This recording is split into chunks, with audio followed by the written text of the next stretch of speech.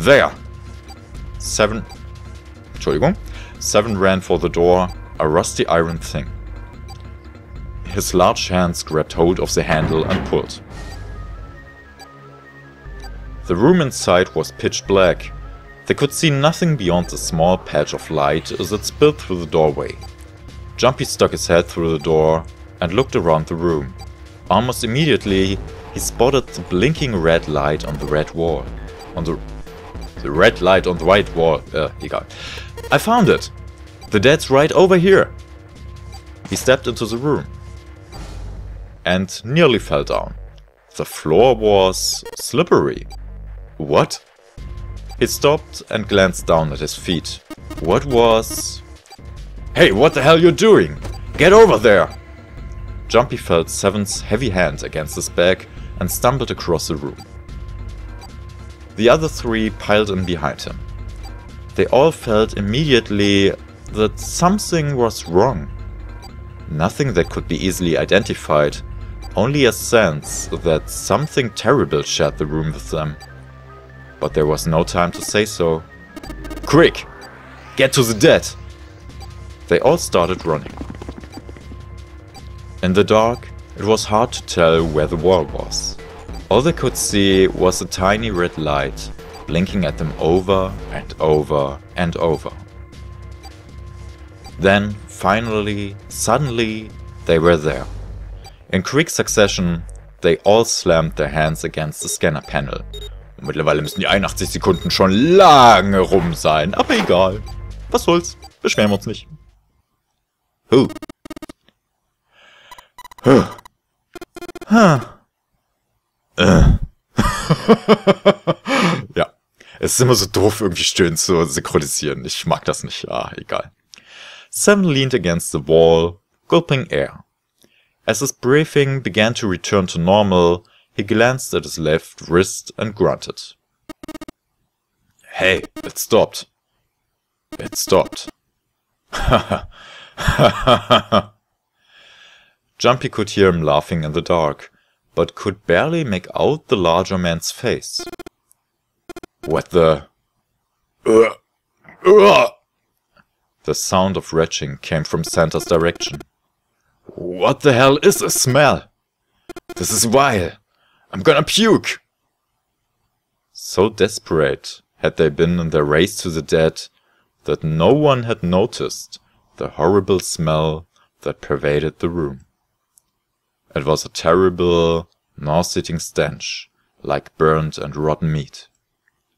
Adrenaline had drowned it out, but now it rolled over Jumpy in waves, forcing itself onto his nose with every breath he took. He felt his stomach clench, and bile rise up in his throat. Let's get the lights on first. There's a switch over here. The light that spilled in from the door barely illuminated a small switch plate next to the door. Slowly, with the toll of the last few minutes apparent in his gait, Seven walked toward it.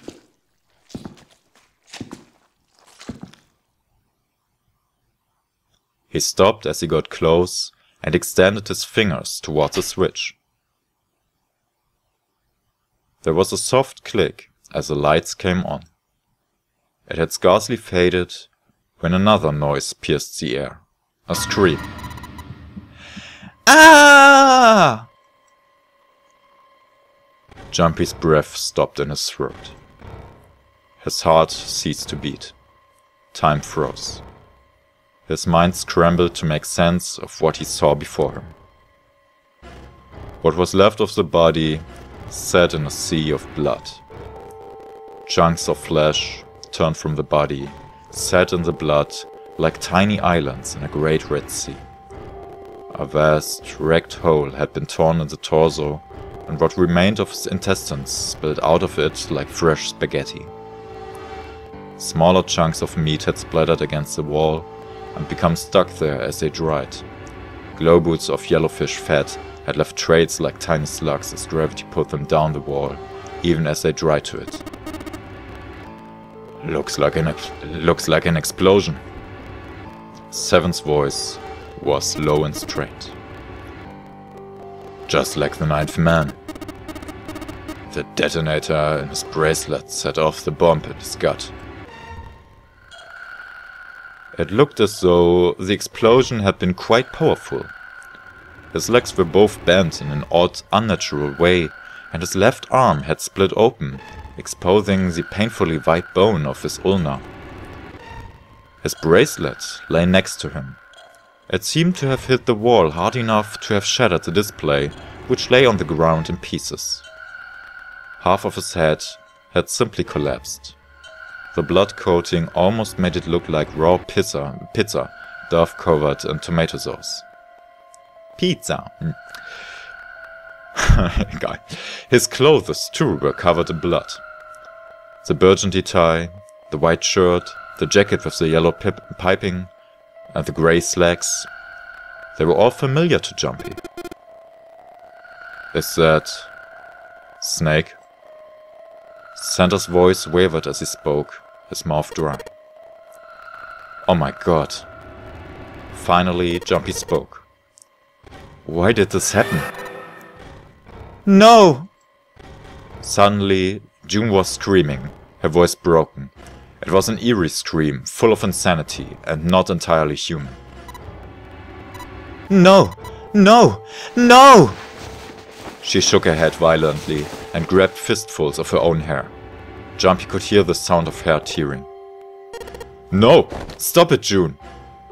He grabbed for her wrist, but as he did, June leapt up and ran toward the exit.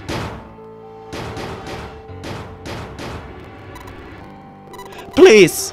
Get me out of here! You have to let me out of here! She screamed at the door, and her fist slammed against it with a hollow sound. Jumpy could see drops of blood on her knuckles. Why are you doing these horrible things to us? What did we do to deserve this?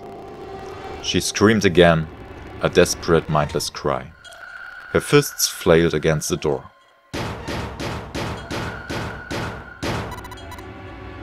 Get me out of here! Please! Please, just let me out! Jumpy couldn't watch anymore. He ran to June and wrapped his arm around her, pulling the screaming girl away from the door. No! Get off of me! Let me go! Let me go! She scrambled for a moment, her legs skittering across the floor, but her resistance didn't last long. As suddenly as her outburst had begun, it was over. The manic energy disappeared, and her body went limp in Jumpy's arms. June collapsed toward the floor, and Jumpy knelt down with her. Ja, das lief doll, ne? He felt drops of something warm and wet. Was she crying? A moment later, she began to sob.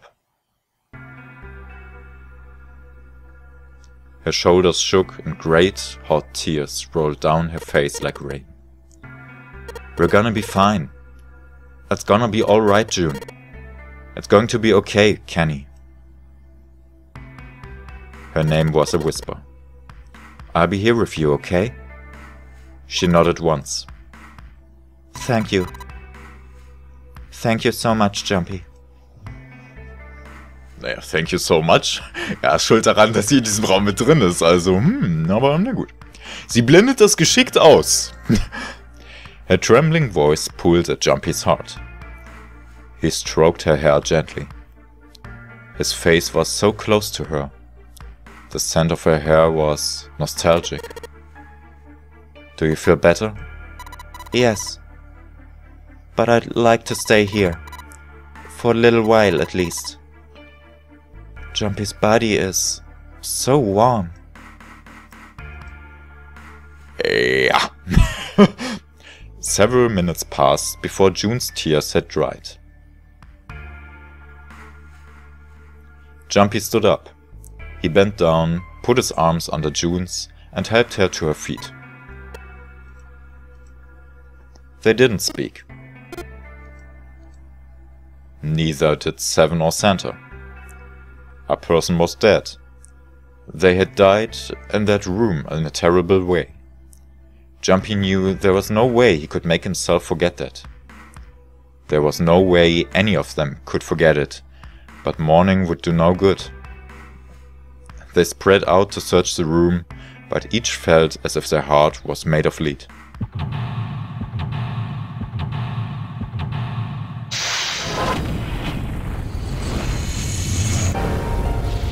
Seek a way out. So. Und jetzt haben wir im Grunde genommen wieder etwas sehr Interessantes festgestellt.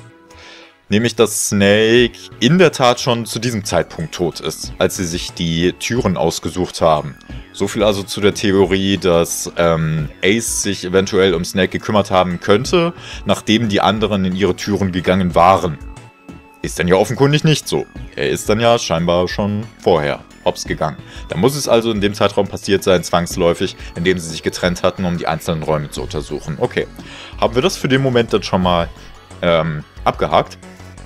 Oder können wir diverse andere Theorien dann erstmal zu den Akten legen oder so? Außer jemand von euch fällt noch was unglaublich Spektakuläres ein oder so. Da bin ich dann gespannt drauf, aber gut, egal. Ja, war ein bisschen, muss ich jetzt auch mal ganz ehrlich sagen, nachdem ich das jetzt nochmal so gesehen bzw. gelesen habe, ein bisschen gezwungen, wie, ja, die dann schlussendlich doch in Tür Nummer 3 gelandet sind.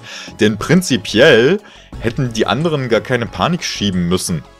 Jumpy stand zwar am Hebel und nachdem Santa sich auch registriert hatte, hat er den Hebel betätigt, aber keiner von den anderen wäre gezwungen gewesen, zusammen mit Jumpy in den Raum reinzugehen. Im Gegenteil, die hätten alle fröhlich lächelnd irgendwie draußen stehen bleiben können und für Jumpy wäre es das reinste Selbstmordkommando gewesen, dann auch über die 9 Sekunden hinaus dann weiterhin in dem Raum stehen zu bleiben und dann hätte er wahrscheinlich eher zurückhüpfen sollen oder so, sofern das den Detonator stoppen würde, ich weiß es nicht genau. Der wird ja aktiviert, sobald man die Türschwelle übertritt. Was wäre, wenn man jetzt die Türschwelle übertritt, aber sich im selben Moment entschließt, nee, hab doch keine Lust mehr. Wird der dann wieder deaktiviert? Oder was macht man dann? Ich weiß es nicht genau. Egal. Na gut, das ist mir jetzt nur gerade so eingefallen. Also irgendwie war es ein bisschen seltsam. Aber na gut, okay. Jetzt sind wir in Tür Nummer 3 jedenfalls gelandet, dem Tatort. Und jetzt können wir uns hier auch ein bisschen genauer umgucken und nebenbei noch ein kleines Rätsel lösen, um diesen Raum irgendwie abzuschließen.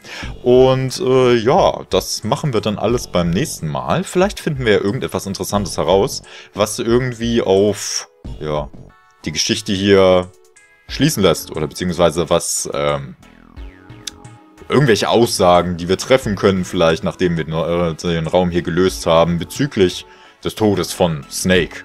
Weil wir dann etwas unglaublich Tolles herausgefunden haben. Zum Beispiel, was es mit den 3 Buchstaben da auf sich hat. LLR. Na gut, ihr könnt jetzt alle mal bis zum nächsten Mal überlegen. Ich war der Heringway. Das war 9 Hours, 9 Persons, 9 Doors für den Moment. Ich hoffe, es hat euch wieder so ein bisschen gefallen und ich sage an der Stelle jetzt einfach mal Tschö mit Ö und hoffentlich bis ganz, ganz bald.